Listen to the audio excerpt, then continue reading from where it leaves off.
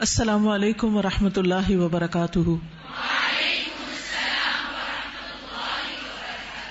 نحمده ونصلی علی رسوله الکریم، اما بعد فاعوذ باللہ من الشیطان الرجیم، بسم اللہ الرحمن الرحیم، رب اشرح لی صدری ویسر لی امری واحلل عقدۃ من لسانی یفقہوا قولی۔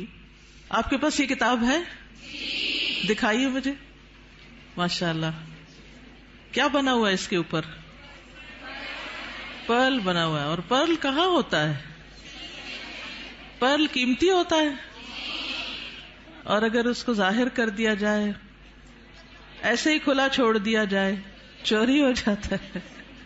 جی، ایک عورت بھی اللہ کی بہت خوبصورت اور حسین تخلیق ہے، موتیوں سے بھی بڑھ کے قیمتی ہے، اور اللہ نے اس کو جو حسن دیا ہے وہ سب کے لیے نہیں ہے۔ ہمارا حسن سب کے لیے نہیں ہے، ہر ایک کے لیے نہیں ہے۔ اللہ نے ہمیں جس کے لیے پیدا کیا ہے، جس کے لیے بنایا ہے، یہ اسی کا حق ہے۔ اب دیکھیے کہ بچپن سے ہی ایک چھوٹی سی بچی کو بھی جو شوق ہوتا ہے وہ کس چیز کا ہوتا ہے؟ سجنے، بننے، سنورنے کا۔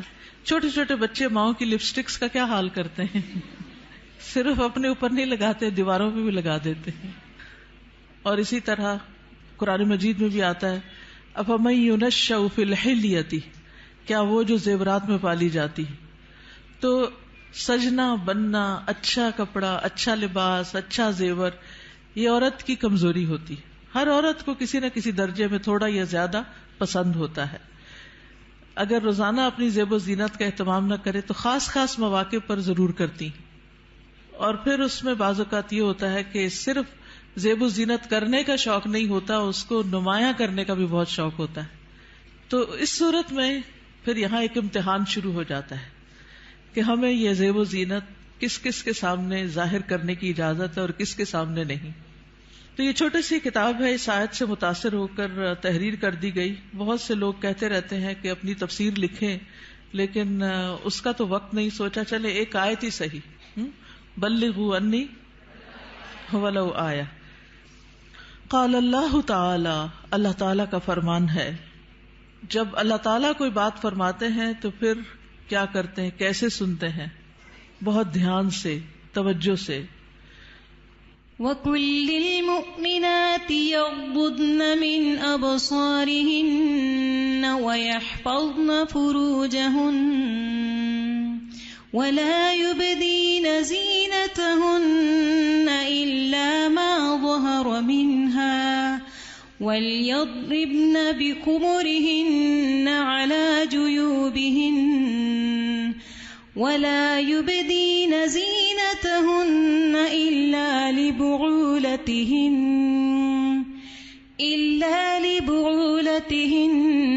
أَوْ آبَائِهِنَّ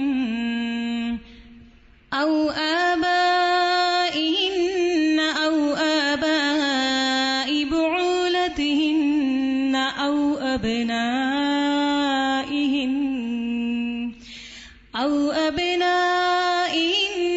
أَوْ أَبْنَاءِ بُعُولَتِهِنَّ أَوْ إِخْوَانِهِنَّ أَوْ بَنِي إِخْوَانِهِنَّ أَوْ بَنِي أَخَوَاتِهِنَّ أَوْ نِسَائِهِنَّ أَوْ مَا مَلَكَتْ أَيْمَانُهُنَّ أَوِ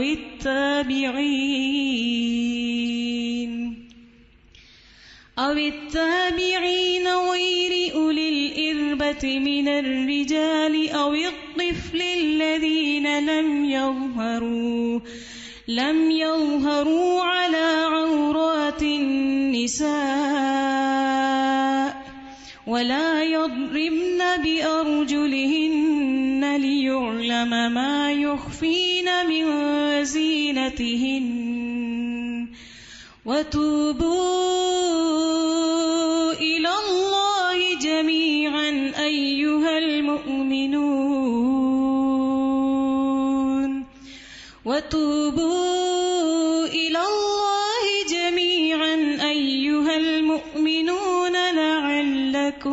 تفلحون. وقل للمؤمنات، اور مومن عورتوں سے کہہ دیجئے کیا کریں؟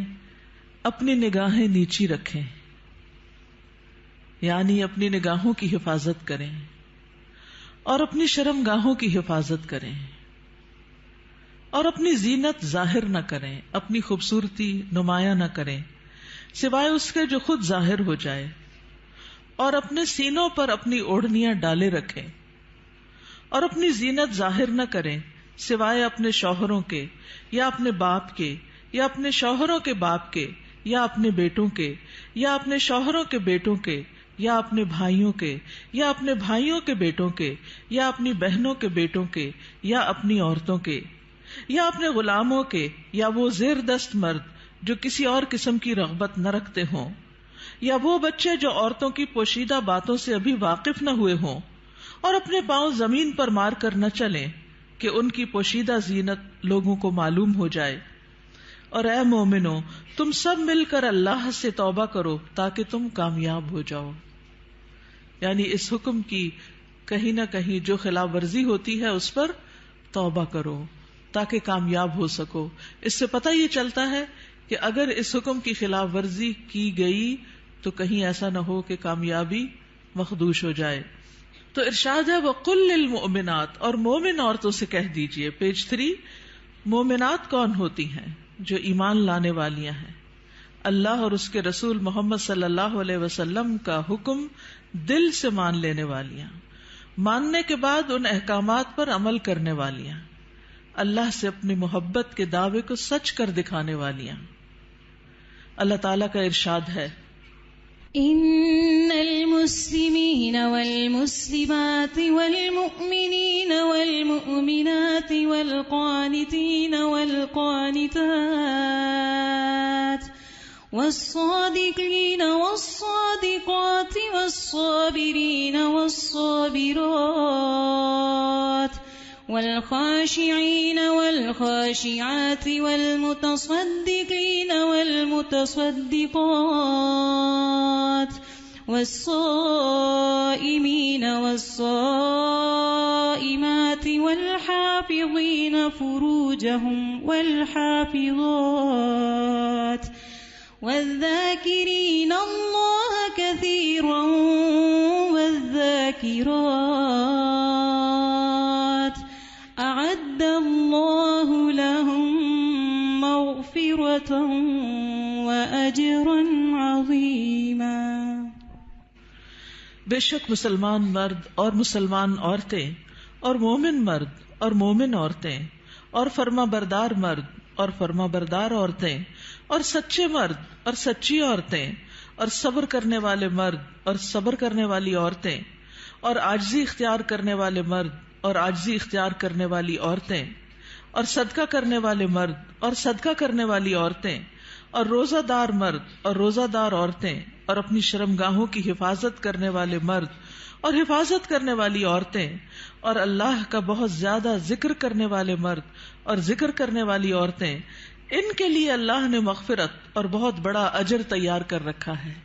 اللہ کی بخشش اور بڑا اجر کس کے لیے ہے؟ ان صفات کے حامل مومن مردوں اور عورتوں کے لیے.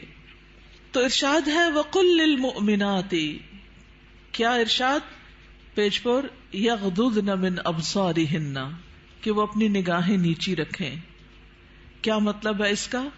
کہ حرام چیزوں پر نگاہ نہ ڈالیں، نامحرم مردوں کو نگاہ بھر کے نہ دیکھیں، اچانک نظر پڑ جائے تو نظر پھیر لیں، شہوت کی نظر سے نہ دیکھیں، کسی مرد یا کسی عورت کا سطر نہ دیکھیں، یعنی جو حصے چھپا کے رکھنے کے قابل ہیں، فحش تصاویر اور فحش مناظر نہ دیکھیں، ادھر ادھر تانک جھانک نہ کریں. نبی صلی اللہ علیہ وسلم نے فرمایا زنا العین النظر، نظر بازی آنکھوں کا زنا ہے.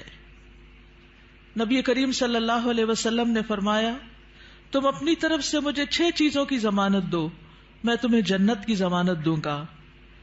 جب بات کرو تو سچ بولو، جب وعدہ کرو تو پورا کرو، جب تمہارے پاس امانت رکھی جائے تو ادا کرو، اپنی شرمگاہوں کی حفاظت کرو، اپنی نگاہوں کو نیچا رکھو اور اپنے ہاتھوں کو روکے رکھو.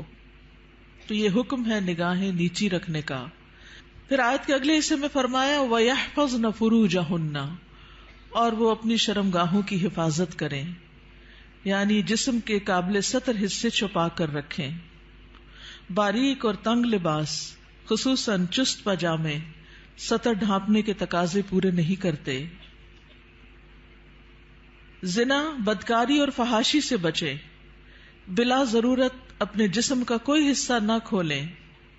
ہم جنس پرستی سے دور رہیں. جانوروں یا مصنوعی آلات سے جنسی خواہش پوری نہ کریں. پھر فرمایا وَلَا يُبْدِينَ زِينَتَهُنَّ، اور اپنی زینت ظاہر نہ کریں، یعنی جسمانی ساخت اور شکل و صورت کی خوبصورتی کو نمایاں نہ کریں. زینت میں دونوں چیزیں آ جاتی ہیں، جسم کا فگر بھی اور شکل و صورت کی خوبصورتی بھی. پھر مصنوعی اور آرائشی زینت جیسے زیور، لباس یا میک اپ وغیرہ چھپا کر رکھیں نان محرم سے. باریک لباس نہ پہنیں. گھر سے نکلتے وقت تیز خوشبو نہ لگائیں کیونکہ وہ بھی زینت کا حصہ ہے. رسول اللہ صلی اللہ علیہ وسلم نے فرمایا 2 قسم کے لوگ جہنمی ہیں جنہیں میں نے نہیں دیکھا.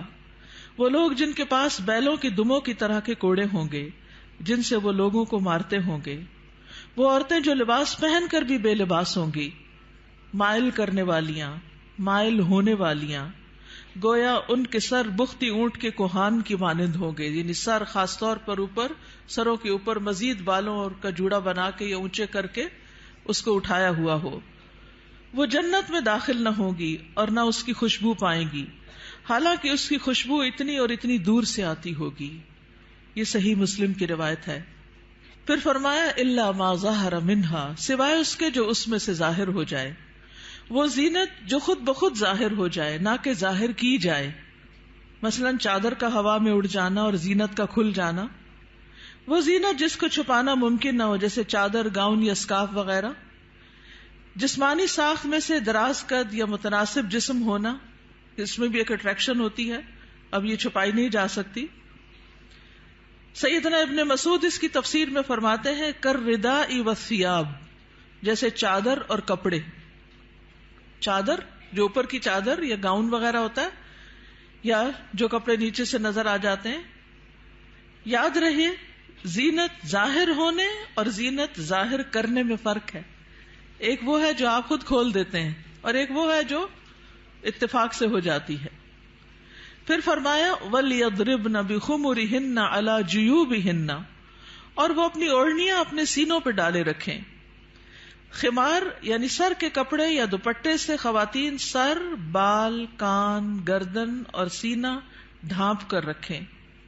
کیونکہ کچھ خواتین جب اسکارف پہنتی ہیں تو اس کو اتنا زیادہ اسٹرولر کی طرح لپیٹنا شروع کر دیتی ہیں کہ وہ بعض اوقات تو گلے کا کچھ حصہ بھی نظر آ رہا ہوتا ہے اور سینہ تو پورا کھل جاتا ہے. بعض ایک پلو اوپر کر کے نقاب بنا لیتی ہیں، ان کا آدھا سینہ نظر آ رہا ہوتا ہے، یعنی آدھا ڈھانکا ہوا ہوتا ہے، آدھا نمایاں ہوتا ہے. وہ اور زیادہ اٹریکٹیو ہو جاتا ہے، زیادہ توجہ کھینچنے لگتا ہے. تو اس لیے اللہ کا حکم ہے کہ عورت اپنے سینے کے حسن کو چھپا کر رکھے مردوں سے، کیونکہ یہ مرد کے لیے ایک فتنہ بن جاتا ہے. باریک دوپٹہ جس میں سے بال اور گردن جھلک رہے ہو وہ نہ اوڑھیں. زمانہ جاہلیت میں عورتیں پردے کا اہتمام نہیں کرتی تھیں، بلکہ جب کوئی عورت مردوں کے پاس سے گزرتی تو اپنے سینے کو کھول کے گزرتی. بسا اوقات وہ اپنی گردن، بالوں کی مینڈیاں اور کانوں کی بالیاں تک ننگا کر لیتی تھی. کیا کیا؟ گردن، بالوں کی مینڈیاں اور کانوں کی بالیاں، ان کو نکال لیتی تھی. اب بھی آپ نے دیکھا ہوگا بعض اسکارف اس طرح پہنتے کہ کانوں کا زیور باہر لٹک رہا ہوتا ہے. لہٰذا اللہ تعالیٰ نے مومن عورتوں کو حکم دیا کہ وہ ایسے مواقع پر پردے کا اہتمام کریں.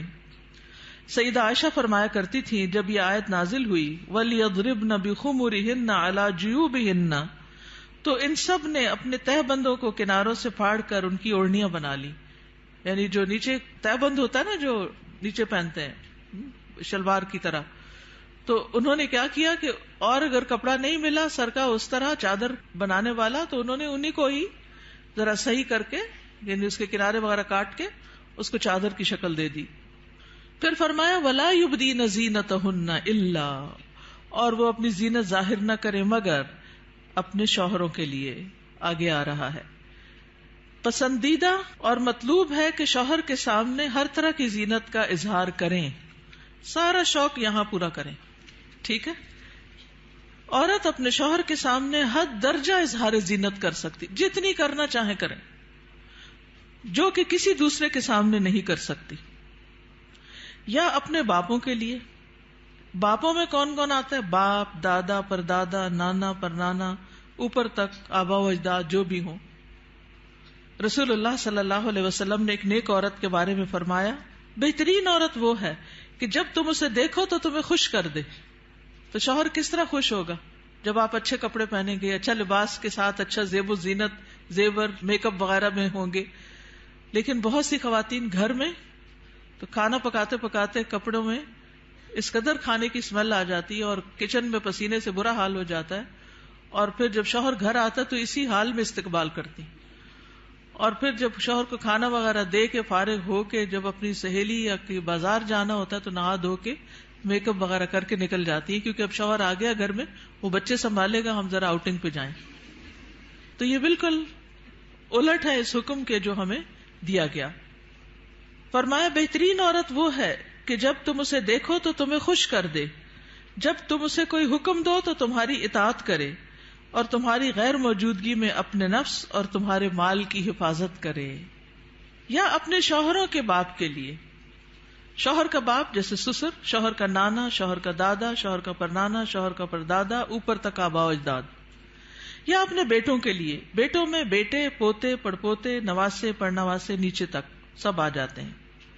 یا اپنے شوہروں کے بیٹوں کے لیے، شوہر کے پوتے، شوہر کے نواسے، نیچے تک، یعنی ستیلے بیٹے بھی. اس میں شوہر کے بیٹے اور ان کے آگے بچوں کے بچے بھی سب آ جاتے ہیں. یا اپنے بھائیوں کے لیے، سگے بھائی، ستیلے بھائی، رضائی بھائی، تینوں اس میں شامل ہیں. یا اپنے بھائیوں کے بیٹوں کے لیے، سگے بھائیوں کی اولاد، ستیلے بھائیوں کی اولاد، رضائی بھائیوں کی اولاد، یعنی بھتیجے، بھتیجوں کے بیٹے، پوتے وغیرہ. یا اپنی بہنوں کے بیٹوں کے لیے، سگی بہنوں کی اولاد، ستیلی بہنوں کی اولاد، رضائی بہنوں کی اولاد، یعنی بھانجے، بھانجوں کے بیٹے، پوتے وغیرہ. یا اپنی عورتوں کے لیے، قابل اعتماد اور باکردار عورتیں. نبی کریم صلی اللہ علیہ وسلم نے فرمایا، لا تباشر المرأة المرأة، پہلی تاپت پیش ہے، ٹھیک کر لیجئے. لا تباشر المرأة المرأة فتنعتها لزوجها كأنه ينظر إليها، کوئی عورت کسی عورت کے جسم کے ساتھ جسم نہ لگائے. بعض اوقات لوگ حق کر رہی ہوتی ہیں لڑکیاں ایک دوسرے کو تو اتنا زیادہ چپک جاتی ہیں ایک دوسرے سے، یہ بھی درست نہیں. اور پھر اس طرح بھی کہ وہ اپنے شوہر سے اس کا حلیہ بیان کرے، یعنی جس طرح وہ فیل کرے اس عورت کو، پھر گھر جا کے اپنے میاں کو اس کی ساری تعریف کر کے بتائے کہ گویا وہ اسے دیکھ رہا ہے. یا تمہارے دائیں ہاتھ جن کے مالک ہوئے، لونڈیاں اور غلام مراد ہیں یہاں، لیکن جو گھریلو ملازمین ہیں یہ لونڈی غلام میں شامل نہیں ہوتے، ان سے احتیاط برتنی چاہیے. گھریلو مرد ملازمین کے ساتھ گفتگو میں محتاط رویہ اختیار کرے، جیسے ڈرائیور ہو، چوکیدار ہو، ان کے ساتھ بہت ہنس ہنس کے بات کرنے کی ضرورت نہیں. مذکورہ والا تمام رشتوں کے سامنے زینت کا اظہار کرتے ہوئے ان کے مقام اور احترام کو پیش رکھیں. جوان بچوں کے سامنے سینہ اور گریبان کھولنے میں احتیاط برتیں، یعنی ان میں سے جو بھائی جوان ہیں یا بیٹے جوان ہیں یا پوتے وغیرہ، تو ان کے سامنے اپنے سینے کو بہت نمایاں نہ کریں، اور اسی طرح اپنے سطر کو چھپا کر رکھیں. سیدنا انس بیان کرتے ہیں کہ نبی کریم صلی اللہ علیہ وسلم فاطمہ رضی اللہ تعالی عنہا کے لیے غلام لائے جو آپ نے ان کو ہبہ کر دیا. انس رضی اللہ عنہ نے کہا کہ فاطمہ پر اس وقت ایسا کپڑا تھا جب وہ اسے اپنے سر پر اوڑھتی تو ان کے پاؤں تک نہ پہنچتا، جب وہ اسے اپنے پاؤں چھپاتی تو سر پر نہ رہتا. یاد رکھیے وہ پاؤں بھی چھپا رہی تھی. جبکہ نبی کریم صلی اللہ علیہ وسلم نے ان کی یہ الجھن دیکھی تو فرمایا، بے شک تمہارے لیے کوئی حرج نہیں، تمہارے سامنے صرف تمہارے والد اور تمہارا غلام ہے. اس غلام کا نام عبداللہ بن مسعدہ تھا. یہ فزاری تھے، سخت سیاہ فام. سیدہ فاطمہ نے انہیں پرورش کر کے آزاد کر دیا تھا رضی اللہ تعالی عنہا. اب التابعین غیر اولی الاربۃ من الرجال، یا پیروی کرنے والے غیر حاجت مند مرد. یعنی یہ کون سے مرد ہیں جن سے پردے میں نرمی اختیار کی جا سکتی ہے؟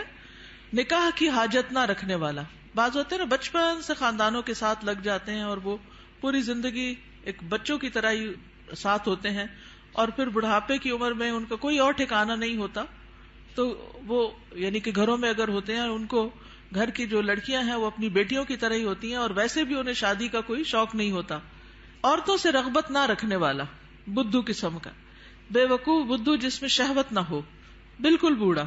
بعض اوقات ایسے بچے ہوتے ہیں نا اسپیشل بچے کہ جن کو کوئی مینٹلی ان کو کوئی سمجھ نہیں ہوتی، جنسی خواہشات سے آری، مخنث اور ہجڑے جن میں کوئی شہوت نہ ہو. یہ یاد رکھیے کیونکہ بعض ہجڑے جو ہیں ان کے اندر سب کچھ ڈیولپڈ ہوتا ہے، لیکن ان افراد کے سامنے زینت کا اظہار کرتے ہوئے بھی احتیاط کا دامن نہ چھوڑیں، پھر بھی محتاط رہیں. غیر اولی الاربا سے مراد وہ بے خبر ہے جس میں شہوت نہ ہو، یہ سیدنا ابن عباس کا قول ہے.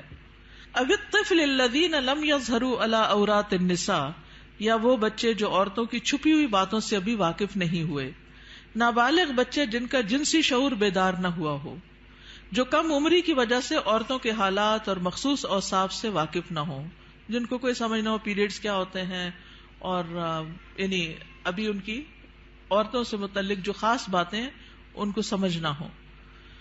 ابن کثیر کہتے ہیں جب بچہ بالغ ہو یا بلوغت کے قریب ہو اور ان چیزوں کو جانتا پہچانتا ہو، بدصورت اور خوبصورت عورت میں تمیز کر سکتا ہو، یعنی جس دن بچہ یہ کہ نا ماما وہ بہت خوبصورت ہے، تو اسے عورتوں کے پاس نہ آنے دیا جائے.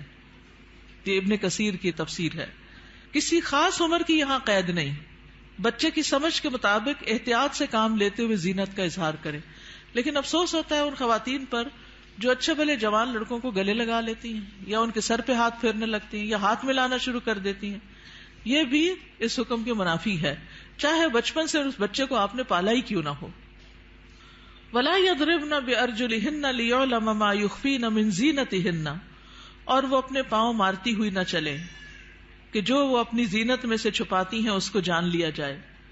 یعنی مردوں کو متوجہ کرنے والی چال نہ چلیں، یعنی چلتے ہوئے بھی ایک وقار کا خیال رکھیں. جھنکار والی پازیب نہ پہنے، یعنی پاؤں کا زیور ایسا کہ جو چھن چھن کرے اور بازار میں دوسروں کو متوجہ کرے وہ نہیں پہنے، باہر گھر میں پہن سکتے ہیں. آواز پیدا کرنے والا جوتا استعمال نہ کرے، یعنی جیسے بہت ہائی ہیل پہن کے پھر وہ ٹک ٹک ٹک سے سب متوجہ ہو جاتے ہیں، اس سے بھی بچیں. تیز خوشبو استعمال نہ کریں. ابن کثیر کہتے ہیں اس ممانعت میں ہر وہ چھپی ہوئی زینت داخل ہے جو حرکت کرنے سے ظاہر ہو جائے. اسی ضمن میں عورت کو خوشبو لگا کر باہر نکلنے سے بھی منع کیا گیا ہے کہ لوگ اس کی خوشبو محسوس کریں. زمانہ جاہلیت میں رواج تھا کہ عورت جب راستے میں چلتی اور اس نے پاؤں میں پازیب پہنی ہوتی جس کی آواز سنائی نہ دیتی تو وہ اپنے پاؤں زمین پر اس طرح مارتی جس سے مردوں کو پازیب کی جھنکار سنائی دیتی. تو اللہ تعالیٰ نے مومن عورتوں کو ایسا کرنے سے منع کر دیا. نبی کریم صلی اللہ علیہ وسلم نے فرمایا ہر آنکھ زنا کرتی ہے، اور عورت جب خوشبو لگا کر کسی مجلس سے گزرتی ہے تو وہ ایسی اور ایسی ہے، یعنی زانیہ ہے. تو اس لیے خوشبو کے معاملے میں بھی احتیاط برتیں. ایسی خوشبو نہ لگائیں کہ جو پھیل رہی ہو، خصوصاً اگر آپ بازار سے ہو کر گزر رہے ہیں یا مردوں کے ساتھ آپ کا کسی بھی طرح کا کوئی انٹریکشن ہے، یا گھر میں کوئی ایسا رشتہ دار ہے کہ جو محرم نہیں ہے. وَتُوبُوا إِلَى اللَّهِ جَمِيعًا أَيُّهَا الْمُؤْمِنُونَ لَعَلَّكُمْ تُفْلِحُونَ، اور اے مومنو سب کے سب اللہ کی طرف توبہ کرو تاکہ تم فلاح پاؤ. اس میں پچھلے گناہوں پر ندامت کا اظہار کریں، یعنی اللہ تعالیٰ کے سامنے آئندہ گناہ نہ کرنے کا عہد کریں، اپنی اصلاح کی ہر ممکنہ کوشش کریں، ان لغزشوں اور غلطیوں سے توبہ کریں جو پردے کے معاملے میں اب تک ہوتی رہیں. آئندہ زندگی کے لیے اپنے طرز عمل کی اصلاح ان ہدایات کے مطابق کر لیں جو اللہ اور اس کے رسول صلی اللہ علیہ وسلم نے دی ہیں. اللہ تعالیٰ کا ارشاد ہے وَهُوَ الَّذِي يَقْبَلُ التَّوْبَةَ عَنْ عِبَادِهِ وَيَعْفُو عَنِ السَّيِّئَاتِ وَيَعْلَمُ مَا تَفْعَلُونَ، اور وہی ہے جو اپنے بندوں کی توبہ قبول کرتا ہے اور ان سے درگزر فرماتا ہے، اور وہ جانتا ہے جو تم عمل کرتے ہو. وَهُوَ الَّذِي يَقْبَلُ التَّوْبَةَ عَنْ عِبَادِهِ وَيَعْفُو عَنِ السَّيِّئَاتِ وَيَعْلَمُ مَا تَفْعَلُونَ. دیگر محارم حقیقی چچا اور ماموں بھی محرم ہیں، کیونکہ بھتیجی اور بھانجی سے نکاح نہیں کیا جا سکتا. رضائی رشتے بھی نسبی رشتوں کی طرح محرم ہیں، ان کے سامنے بھی زینت کا اظہار جائز ہے. اللہ تعالیٰ کا ارشاد ہے حرمت علیکم امہاتکم وبناتکم واخواتکم وعماتکم وخالاتکم وبنات الاخ وبنات الاخت، تم پر تمہاری مائیں اور تمہاری بیٹیاں اور تمہاری بہنیں اور تمہاری پھپھیاں اور تمہاری خالائیں اور بھائی کی بیٹیاں اور بہنوں کی بیٹیاں حرام کر دی گئی ہیں۔ رسول اللہ صلی اللہ علیہ وسلم نے فرمایا، بے شک اللہ نے رضاعت سے بھی ان رشتوں کو حرام کر دیا جن کو نسب سے حرام کیا گیا۔ حجاب مسلمان عورت کی شناخت ہے، مسلمان عورت حجاب سے پہچانی جاتی ہے، وہ دوسروں سے الگ ہو جاتی ہے۔ اللہ تعالیٰ کا ارشاد ہے، یا ایھا النبی قل لأزواجک وبناتک ونساء المؤمنین یدنین علیہن من جلابیبہن ذلک ادنی ان یعرفن فلا یؤذین وَكَانَ اللَّهُ غَفُورًا رَحِيمًا۔ اے نبی اپنی بیویوں اور بیٹیوں اور مومن عورتوں سے کہہ دیجئے، بیویاں، بیٹیاں اور مومن عورتیں سب کی سب، وہ اپنے چادروں کے پلو اپنے اوپر لٹکا لیا کریں۔ اس طرح زیادہ توقع ہے کہ وہ پہچان لی جائیں، یعنی حجاب کی وجہ سے پہچان لی جائیں، نہ کہ حجاب اتار کے پہچان لی جائیں۔ حجاب اتار کے تو ایک عورت عام عورت کی طرح ہی لگے گی نا، تو ایذا نہ دی جائیں۔ اور اللہ بہت بخشنے والا، بے حد رحم کرنے والا ہے۔ یہ ایذا کون سی ہے؟ سیکسول ہراسمنٹ، کہ جب عورت کسی مرد کو اٹریکٹ کرتی ہے تو پھر وہ اس کے پیچھے آتا ہے اور اس کو نقصان دینا چاہتا ہے۔ مردوں سے بھی خطاب کیا گیا۔ نظر اور شرمگاہ کی حفاظت کا حکم صرف عورتوں کے لیے نہیں بلکہ مردوں کے لیے بھی ہے۔ اللہ تعالیٰ کا ارشاد ہے، قل للمؤمنین یغضوا من ابصارهم ویحفظوا فروجهم ذلك ازکی لهم ان اللہ خبیر بما یصنعون۔ مومن مردوں سے کہہ دیجئے اپنی نگاہیں نیچی رکھیں اور اپنی شرمگاہوں کی حفاظت کریں، یہ ان کے لیے پاکیزہ تر ہے، بے شک اللہ خبر رکھنے والا ہے اس کی جو وہ کرتے ہیں۔ یعنی اللہ سبحانہ تعالیٰ کو سب پتا ہے کہ وہ نگاہیں نیچی رکھتے ہیں یا نہیں رکھتے۔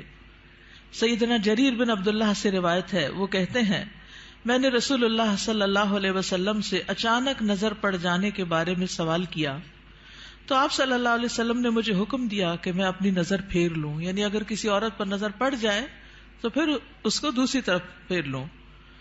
نظر کی حفاظت دراصل شرمگاہ کی حفاظت ہے۔ جس نے اپنی نظر کو آزاد چھوڑ دیا اس نے اسے ہلاکت کے گڑھے میں ڈال دیا، اور نظر ہی عام حادثات کی اصل ہے جو انسان کو پہنچتے ہیں۔ یہ ابن القیم کا قول ہے۔ نگاہ نیچی رکھنے کے فوائد کیا ہیں؟ یہ بھی ابن القیم کا قول ہے، محبت کی حقیقت اور اس کے تقاضے کتاب میں۔ دل شہوت سے رک جاتا ہے، دل میں نور پیدا ہو جاتا ہے، علم کے راستے کو شادہ ہو جاتے ہیں، دل کو فرحت و خوشی حاصل ہوتی ہے، عقل قوی اور مضبوط ہوتی ہے، دل غم و حسرت سے خلاصی پا لیتا ہے، انسان کی عقل و فراست بڑھتی ہے، دل کو قوت و شجاعت حاصل ہوتی ہے۔ نگاہ جھکانا جہنم کا دروازہ بند کرنے کا سبب ہے، غفلت کے پردے ہٹتے ہیں۔ رسول اللہ صلی اللہ علیہ وسلم نے دعا بھی سکھائی، سنن نبی داؤد میں آتی ہے، اللہم انی اعوذ بک من شر سمعی ومن شر بصری ومن شر لسانی ومن شر قلبی ومن شر منی۔ اے اللہ، بے شک میں اپنی سماعت کے شر سے، اپنی بصارت کے شر سے، اپنی زبان کے شر سے، اپنے دل کے شر سے اور اپنی شرمگاہ کے شر سے تیری پناہ چاہتا ہوں۔ اپنا جائزہ لیجئے، کیا یہ احکامات میرے لیے ہیں اور کیا ان پر عمل کرنا ضروری ہے؟ کیا میں اپنی نگاہوں اور سطر کی حفاظت کر رہی ہوں؟ کیا میں اپنے خمار یا دوپٹے کو اپنے سینے پر ڈالتی ہوں؟ کیا میں اپنی زینت کو چھپانے کا اہتمام کرتی ہوں؟ یاد رکھیے، ہمارا معاملہ کسی انسان کے ساتھ نہیں، رب العالمین کے ساتھ ہے، جو علم بھی رکھتا ہے اور ہر چیز کے بارے میں باخبر بھی ہے۔ نظر کے بارے میں کچھ اشعار ہیں. کل حوادث مبدأها من النظر، تمام حوادث کی ابتدا نظر سے ہوتی ہے. یعنی جو عشق و عاشقی کے سلسلے چل پڑتے ہیں اور انسانوں کو بعض اوقات انتہائی بیمار کر دیتے ہیں کہ وہ کسی قابل نہیں رہتے، اس کی ابتدا نظر سے ہی ہوتی ہے. وَمُعْظَمُ النَّارِ مُسْتَصْغَرُ الشَّرَرِ، اور چھوٹی چنگاری سے بھی زبردست آگ بھڑک اٹھتی ہے. نظر فابتسامۃ فسلام، پہلے نظر پھر مسکراہٹ پھر سلام. فکلام فموعد فلقاء، پھر بات چیت پھر ملاقات کا وعدہ. اور پھر اس کے بعد اللہ کے حکم کی نافرمانی میں انسان جا پڑتا ہے. اللہ سبحانہ تعالی ہمیں ایمان عطا کرے، حیا عطا کرے اور اس حکم پر عمل کی توفیق عطا کرے. آخری صفحے پر ہے، رسول اللہ صلی اللہ علیہ وسلم نے فرمایا، حیا ایمان میں سے ہے اور ایمان جنت میں لے جاتا ہے، جبکہ بے حیائی کوڑا کرکٹ ہے اور کوڑا کرکٹ آگ میں جاتا ہے. یہ کتاب آپ کے لیے تحفہ ہے. کیوں تحفہ ہے؟ تاکہ ہم اس پر عمل کریں اور کیا کریں، آگے بھی پہنچائیں. صرف اپنے آپ کو بچانا کسی شر سے، کسی نقصان سے کافی نہیں. اس کا ایک محرک یہ بھی تھا اس چھوٹے سے پمفلٹ کو لکھنے کا کہ بہت دفعہ مجھے خود یہ سننے کو ملا، بتایا گیا کہ کہاں ہے قرآن میں پردے کا حکم. آپ اپنے کالج میں، یونیورسٹی میں کولیگ سے بات کریں تو کہیں گے کہاں لکھا ہے قرآن میں؟ تو کوئی نہیں پردے کا حکم، یہ تو تم لوگوں نے خود ہی گاؤن سکارف چڑھا لیے. تو اگر یہ چھوٹی سی کتاب آپ کے پاس ہوگی تو فوراً دلیل نکالنا آپ کے لیے آسان ہوگا. ٹھیک ہے، آپ میں سے کوئی کچھ کہنا چاہتا ہے؟ آپ کی وجہ سے اگر ایک خاتون بھی اپنے اس حکم پر عمل کر لیتی ہیں تو آپ کے لیے صدقہ جاریہ ہوگا. کم از کم 2 لوگوں کے ساتھ مل کے یہ کتاب ضرور پڑھ لیجیے. استاذہ ایک بات دل میں آ رہی تھی، ایک پیج نمبر اس پہ ہے نا کہ نگاہ نیچی رکھنے کے فوائد. تو جیسے اس میں سارے فوائد لکھے ہوئے ہیں کہ دل میں نور ہوتا ہے اور علم کے راستے کشادہ ہو جاتے ہیں، غم سے چھٹکارا مل جاتا ہے، عقل قوی ہوتی ہے، غفلت کے پردے ہٹتے ہیں، جہنم سے انسان بچ جاتا ہے. تو دیکھیں ایک راستہ کھول کے نا نظر کو بہکانے والا شیطان نے ہمارے لیے کتنے راستے بند کر دیے. تو اس پہلا جو راستہ ہے اس کو وہیں اگر ہم بند کر دیں نا تو ہم پھر آگے انشاءاللہ یہ سارے راستے خود بخود کھل جائیں. بالکل.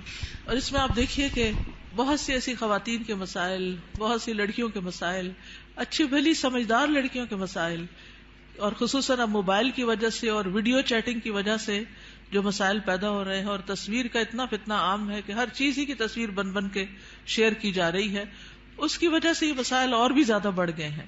اور بعض اوقات انسان ایسے فساد میں جا پڑتا ہے کہ جو اس کی عقل پہ بھی پردہ ڈال دیتا ہے، پھر اس میں نہ اپنی عزت کی پرواہ ہوتی ہے، نہ ماں باپ کی، نہ کسی دین کی اور نہ کسی اور کی. تو اس لیے بہت ضروری ہے کہ اس چیز کو عام کیا جائے اور لڑکیوں کو اس فتنے سے بچایا جائے. جی ستیلے بھائی محرم ہوتے ہیں. نمازوں میں خشوع کا مسئلہ ہر ایک کو رہتا ہے، تو نگاہ کی حفاظت سے نمازوں میں بھی خشوع آتا ہے. کوشچن ہے جیسے سعودی عرب میں وہ لوگ آنکھوں کا بھی پردہ کرتے ہیں، اور یہی ہے کہ آپ نے جیسے آیت پڑھی اس کا ترجمہ پڑھا تو اس کا ترجمہ یہی ہوتا ہے کہ لٹکایا جائے کپڑا. تو وہ لوگ اس طرح کہتے ہیں کہ آنکھ کا پردہ، وہ دوپٹہ اس طرح کرتے ہیں کہ آنکھوں تک آتا ہے. تو اس میں آپ کیا کہیں گے؟ اور دوسرا یہ کہ ان کا جو گاؤن ہے وہ پاؤں کے نیچے تک ہوتا ہے، کیا یہ حالات؟ جی گاؤن نیچے تک ہونا چاہیے، ٹخنے ننگے نہیں ہونے چاہیے. اور ابھی یہ زمین کو جو ٹچ کر رہا ہوتا ہے. جی تو آنکھ کے پردے میں آپ کیا کہتے ہیں اس میں؟ جس طرح وہ لوگ کرتے ہیں، جی جتنا انسان اپنے آپ کو ڈھانک سکے اتنا ہی بہتر ہے. مطلب وہ لوگ پلہ جو ہے اوپر کر کے کرتے ہیں، لیکن ہمارے یہاں ایسا کوئی دیکھیے ہمارے یہاں بھی جب میں چھوٹی ہوتی تھی تو اس وقت جو نقاب ہوتا تھا وہ پورے جارجٹ کے کپڑوں کا وہ نیچے ڈالتے تھے. میں خود یونیورسٹی میں، پنجاب یونیورسٹی میں جب میں پڑھتی تھی تو میرے اپنے نقاب اسی طرح کا لگا ہوا تھا، اور جو ینگ ٹیچرز ہوتے تھے ان کی کلاس میں پورا ڈال کے بیٹھتی تھی، سامنے نہیں دیکھتی تھی. یہ پیج نمبر 4 پہ نا لاسٹ میں ہے، یا غضضن من ابصارہن، بالکل لاسٹ میں، اور اپنے ہاتھوں کو روکے رکھو. یہ مجھے تھوڑا سا یعنی یہ حدیث ہے نا جس میں بہت سی چیزوں کے روکنے کی بات ہے. مسلمان وہ ہوتا ہے نا جس کے ہاتھ اور زبان سے دوسرے محفوظ رہیں. ہاتھوں کو روکے رکھو شر سے، کسی کو تکلیف دینے سے.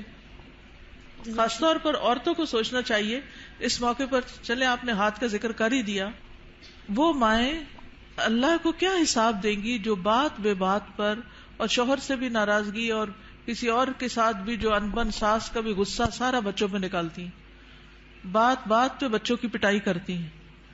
آج ہی ایک بچی نے مجھے تقریباً 7 منٹ کا میسج بھیجا جس میں رو رو کے وہ ذکر کر رہی تھی کہ میں بچپن سے اپنی ماں سے کس طرح پٹتی آ رہی ہوں، کہ اگر اس کے ہاتھ میں ڈنڈا ہے تو اس نے ڈنڈا مار دیا، ہتھوڑی ہے تو ہتھوڑی مار دی، دیگچا ہے تو دیگچا مار دیا، اور چھوٹی موٹی گالیاں بھی نہیں. اگر ہم کسی وجہ سے اوپر چڑھ گئے تو کہا طوائف ہو تم بھی کوٹھے پہ بیٹھو گی. اور اس قدر غلیظ لینگویج کہ میں پریشان ہو گئی سن کے کہ ہمارے مسلمان معاشرے میں ایسی مائیں بھی ہیں. تو یہ ہے ہاتھوں کو روکنے کا مطلب کہ جس پر ہاتھ چلانے کا بس چلتا ہو اس سے اپنے آپ کو روک کے رکھیں. چھوٹی چھوٹی باتوں میں بال کھینچ دینا، کان مروڑ دینا، ہاتھ مروڑ دینا، دھکا دے دینا، اٹھا کے پٹخا کے بچے کو پھینکنا، اس سب کا حساب دینا ہوگا. یہ ظلم کی بدترین قسم ہے اور اس سے پرہیز کرنا چاہیے.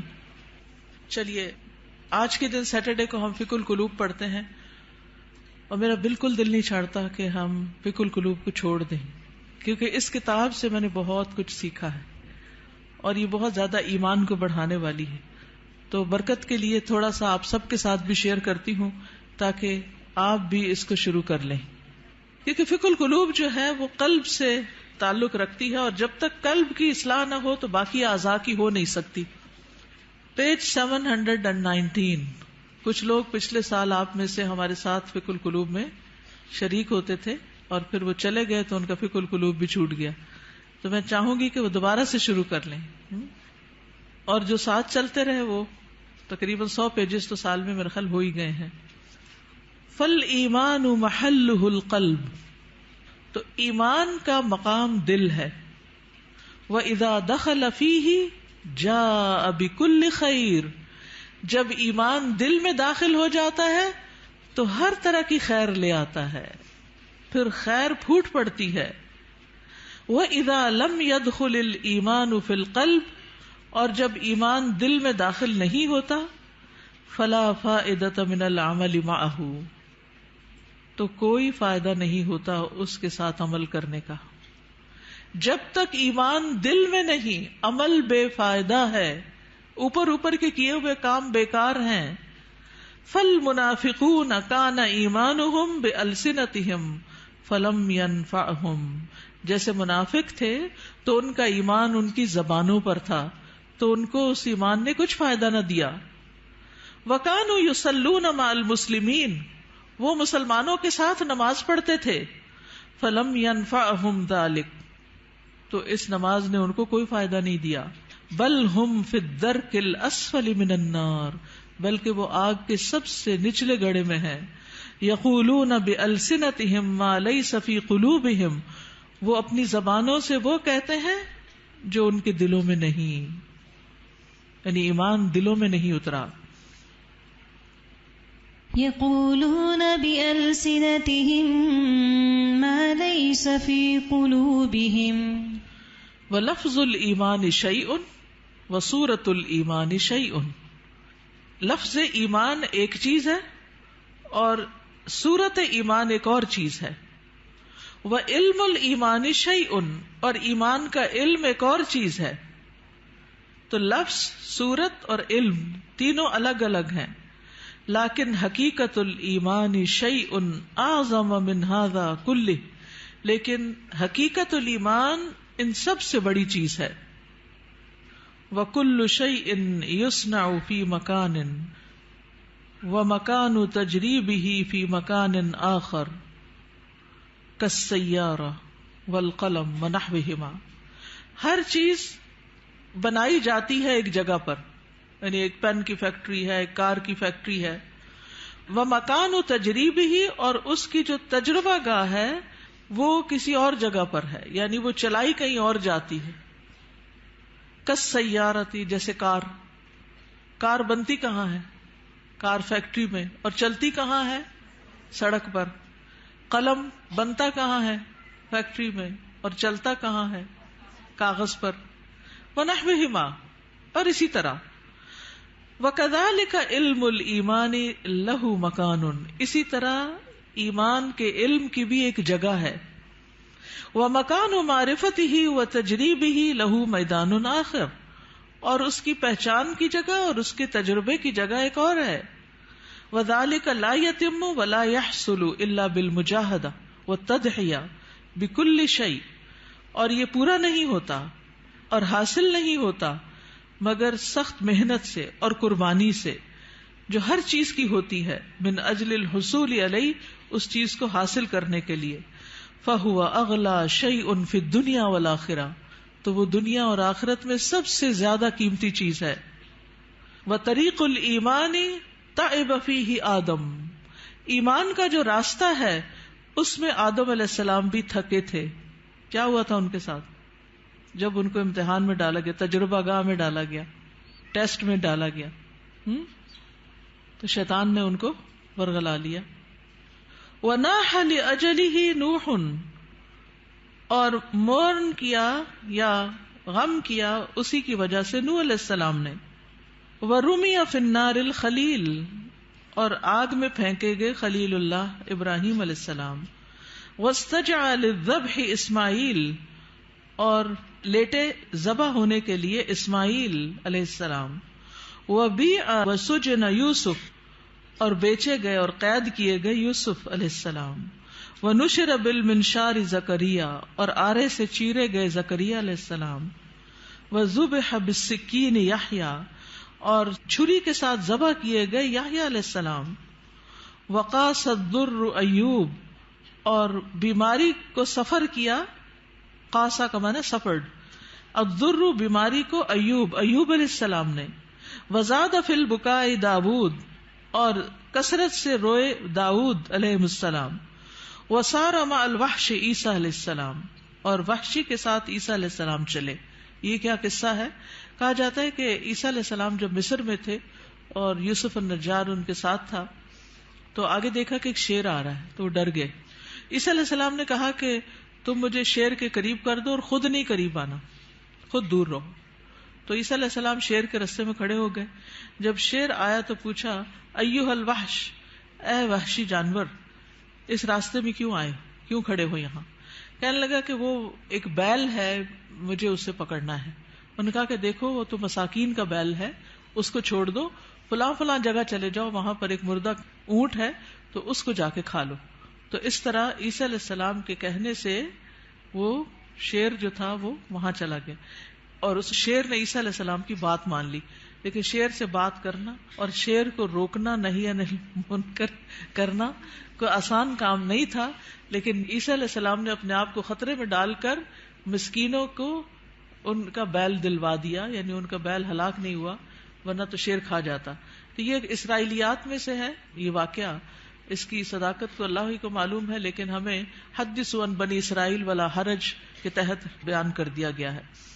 وعالج الفقر والاذى محمد صلی اللہ علیہ وسلم، اور فقر اور اذیتوں سے، بیماریوں سے، تکلیفوں سے محمد صلی اللہ علیہ وسلم نے ڈیل کیا. عالجہ کا مطلب تھا ڈیل کرنا، he dealt with. وَهَؤُلَاءِ هُمْ شُمُوسُ التَّوْحِيدِ وَالْإِيمَانِ، اور یہ لوگ توحید اور ایمان کے سورج ہیں، شمس کی جمع. وَنُجُومُ الْهُدَى، اور ہدایت کے ستارے. وَجِبَالُ الصَّبْرِ وَالْيَقِينِ، اور صبر اور یقین کے پہاڑ. فَالْإِيمَانُ أَصْلُ الدِّينِ وَقَاعِدَتُهُ، تو ایمان دین کی اصل ہے اور اس کا قاعدہ ہے. الَّتِي يُبْنَى عَلَيْهَا الْبِنَاءُ، جس پر عمارت کی بنیاد رکھی جاتی ہے. فَهُوَ بِمَنزِلَةِ تَسْوِيَةِ الْأَرْضِ وَسَقْيِهَا، اور وہ زمین کو ہموار کرنے اور اسے سیراب کرنے کے برابر ہے. اما الامور الباقیۃ فی الدین، اور جہاں تک دین کے باقی امور کا تعلق ہے، فہی بمنزلۃ الاشجار والحبوب، تو ان کا مقام درختوں اور دانوں کی طرح ہے. التی یمکن زرعها وغرسها فی هذه الارض، جن کو اس زمین میں اگایا اور بویا جا سکتا ہے. فہی تنمو بقدر خصوبۃ الارض، تو وہ اگتے ہیں جتنی زمین زرخیز ہوتی ہے. واستعدادها كما انها تثمر بقدر الجهود المبذولة في تمهيد الارض وسقيها، جس طرح وہ پھل لاتی ہے جتنی اس پہ محنت کی جاتی ہے زمین کو تیار کرنے، ہموار کرنے اور اس کو سیراب کرنے میں. فالایمان هو ارض الدین، کتنا خوبصورت جملہ ہے چھوٹا سا. ایمان دین میں زمین کی طرح ہے. والدعوۃ نبتها وطلعها، اور دعوت دین کیا ہے؟ اس کا پودا اور اس کا خوشہ. والعبادۃ ثمرتها وزینتها، اور عبادت اس کا پھل اور اس کی خوبصورتی. والعلم یرویها ویسقیها، علم اس پودے کو سیراب کرتا ہے اور اسے ہرا بھرا کرتا ہے. والجنۃ ورضا الرب غایتها، اور جنت اور رب کی رضا یہ اصل گول ہے، اصل غایت ہے، اصل مقصد ہے. ولا يمكن ان نحصل على حقيقة الإيمان الا اذا تيقنا ان جميع المخلوقات في السماوات والارض قويها وضعيفها كالحية الميتة. ہم ایمان کی حقیقت کو اس وقت تک نہیں پا سکتے جب تک ہمیں یقین نہ ہو کہ ساری کی ساری مخلوقات، آسمانوں کی اور زمین کی، ان کی مضبوط اور ان کی ضعیف یہ مردہ سانپ کی طرح ہیں. لا تنفع ولا تضر، جو نہ فائدہ دے سکتی ہے نہ نقصان. یہ ہے اصل ایمان، ایسا یقین کہ نہ کوئی فائدہ دے سکتا نہ کوئی نقصان دے سکتا ہے. الا باذن اللہ، مگر اللہ کے اذن سے. مردہ سانپ سے تو آپ نہیں ڈرتے نا، تو لوگوں کا ڈر بھی نہیں ہونا چاہیے. لیکن جب ہم لوگوں سے ڈرتے ہیں، یعنی اس سینس میں ڈرتے ہیں کہ اگر میں نے اس کی بات نہ مانی، یہ مجھے کہہ رہا ہے حجاب اتار دو، نہیں مانی تو پھر کیا ہوگا، میرا تو بڑا نقصان ہو جائے گا، یا یہ مجھے جو کہہ رہا ہے میں اسے کر لوں ورنہ مجھے ایسا اور ایسا نقصان ہو جائے گا. تو بہت سے لوگ اللہ کی نافرمانی کے کام جو ہیں وہ صرف لوگوں کے ڈر سے کرتے رہتے ہیں کہ لوگ کیا کہیں گے. تو یاد رکھیے ساری مخلوقات مردہ سانپ کی طرح. یہ جملہ یاد رہے گا. جب یہ یاد رہے گا نا تو پھر اللہ کا حکم ماننا مشکل نہیں رہے گا. ولا تعطی ولا تمنع الا بامر اللہ، نہ یہ دیتی ہیں نہ روکتی ہیں مگر اللہ کے حکم سے. وان کل شیء بید اللہ، اور یہ کہ ہر چیز اللہ کے ہاتھ میں ہے. وان ما سوى اللہ لیس بیدہ شیء، اور اللہ کے علاوہ جو بھی ہے اس کے ہاتھ میں کچھ نہیں. کما قال سبحانہ، جیسا کہ اللہ تعالیٰ کا فرمان ہے، الا لہ الخلق والامر تبارک اللہ رب العالمین. خبردار اللہ ہی کی ہے مخلوق اور حکم بھی اللہ ہی کا ہے، بہت بابرکت ہے اللہ جو رب ہے سارے جہانوں کا. ألا له الخلق والأمر تبارك الله رب العالمين. میں یہ ضرور چاہوں گی کہ آپ اس کتاب کو پڑھیں. اگر آپ کہنے کہ اس کانوکیشن کی کوئی نصیحت ہمیں کر دیں تو میں یہی کہوں گی کہ فقہ القلوب کو شروع سے پڑھنا شروع کر دیں، تو ساری نصیحتیں آپ کو مل جائیں گی. اور یہ دراصل ایمان کو مضبوط کرنے والی کتاب ہے. کیا ہے؟ اور اگر ایمان مضبوط ہو جائے تو کیا ہوتا ہے؟ عمل آسان ہو جاتا ہے، انسان مضبوط ہو جاتا ہے. اور اس میں آپ دیکھیے یہاں پر اگلی جو بات ہے بڑی دلچسپ ہے. وہ کہتے ہیں کہ ایمان کی جو قوت ہے نا وہ دل میں ظاہر ہوتی ہے جیسے ایک بندوق کی گولی ہوتی. تو جب وہ اپنی اصل جگہ پر آ جاتی ہے تو پھر اس سے بہت کچھ ہوتا ہے. اور اگر وہ اپنی اصل جگہ پر نہیں تو کچھ بھی نہیں ہوتا، وہ کہیں بھی پڑی رہتی، ایک سیسے کی گولی ہے بس. تو ایمان جب تک دل میں نہیں آتا، زبان پہ رہتا ہے تو فائدہ نہیں دیتا. تو ایمان کو لانا ہے دل میں، اور دل میں آئے گا علم کے ساتھ، اور علم کے لیے ضروری ہے فقہ القلوب. ٹھیک ہے، جزاکم اللہ خیرن. آخری اعلانات سن لیجئے. وائس کے لیے سمر کورس ہو رہا ہے، فلائر موجود ہے ریسپشن پہ. 7 مئی سے 18 رمضان تک ہے. تعلیم القرآن فار بوائز کا بھی اشتہار آ گیا ہے، نیکسٹ ایئر کا ایڈمیشن شروع ہے. تدبر قرآن کا نیکسٹ کورس جس میں 30ویں پارے کی ترتیل، تجوید، حفظ، ترجمہ، تفسیر، تدبر، گرامر یہ سب شامل ہے. تو آپ کے لیے ابھی موقع ہے کہ آپ ایڈمیشن لے سکیں. اسی طرح یہاں پر تعلیم القرآن ڈپلوما کورس نیکسٹ سیشن مئی کا 1 مئی سے شروع ہو رہا ہے. جو ابھی تک داخلہ نہیں لے پائے، سوچ ہی رہے ہیں، وہ آگے بڑھیں. اسلامی تربیتی کورس، جی ہاں، رمضان کے ساتھ دورہ قرآن کے ساتھ انشاءاللہ 14 مئی سے شروع ہو رہا ہے، 14 مئی سے 26 رمضان تک. اور اس میں دورہ قرآن بھی یہاں ہوگا اور اس کے ساتھ ساتھ اسلامی تربیتی کورس جو ہر سال ہوتا ہے وہ بھی ہوگا. اور پی سی میں بھی انشاءاللہ دورہ قرآن ہوگا، جس کے پیچھے پوری لسٹ ہے کہ کہاں کہاں پنڈی اور اسلام آباد میں دورہ قرآن ہو رہا ہے. تو یہ اشتہار اگر آپ کے پاس ہو تو آپ لوگوں کو دے کر دعوت دے سکتے ہیں کہ وہ ضرور شرکت کریں. سمر کورسز ہیں، ہمارے بچے کا پروگرام جہاں پر ہوتا ہے اس میں الفاظ اکیڈمی میں بھی دورہ قرآن ہو رہا ہے. اور سمر کورس 2018 جیسا کہ آپ کو معلوم ہے کہ 19 فروری کو امی جان دنیا سے رخصت ہو گئی. انا للہ و انا الیہ راجعون. اللہ تعالیٰ ان کی بخشش فرمائے. آپ میں سے بہت سی بچیاں جو آج یہاں موجود ہیں وہ ان کو کسی نہ کسی طرح جانتی ہیں. وہ تقریباً ہر تعلیم القرآن میں ایڈمیشن لے لیتی تھیں, پھر ایک دفعہ تعلیم التجوید میں بھی لے لیا انہوں نے, پھر تدبر قرآن کو بھی اٹینڈ کرنا ایز اے لسنر شروع کر دیا. تو بہرحال وہ فوت ہوئی تو ان کی وفات کے موقع پر کچھ لوگوں نے اپنے تاثرات کا اظہار کیا اور پھر یہ خواہش ظاہر کی کہ نانی اماں کے اوپر ایک کتاب لکھی جائے. تو الحمدللہ کوثر فیض کو اللہ جزائے خیر دے, اس نے مختصر سے عرصے میں یہ کتاب لکھ لی اور الحمدللہ کتاب چھپ کر آ گئی ہے. تو جو گریجویٹس ہیں ان کے لیے یہ گفٹ ہے کتاب, جب آپ باہر نکلیں گے گریجویٹس. باقی جو اسٹوڈینٹس وغیرہ ہیں وہ اگر خود لے لیں تو بہت اچھا ہے. بہت انسپریشنل کتاب ہے. ان کی زندگی میں جو اعمال اور ان کے عادات اور انہوں نے جیسے ہم لوگوں کو پالا اس کی بہت سی کہانیاں ہیں. تو جن لوگوں کو کہانیاں پڑھنے وغیرہ کا شوق ہوتا ہے ان کے لیے ایک اچھی کتاب ہے. تو آپ اپنے لیے بھی اور دوسروں کے لیے بھی کتاب, اپنے لیے تو گفٹ ایک ہی لیں گے لیکن دوسروں کے لیے لینی ہو تو اسٹال پر اویلیبل ہے. جزاکم اللہ خیرا. سبحانک اللہم و بحمدک اشہد ان لا الہ الا انت استغفرک و اتوب الیک. السلام علیکم ورحمۃ اللہ وبرکاتہ.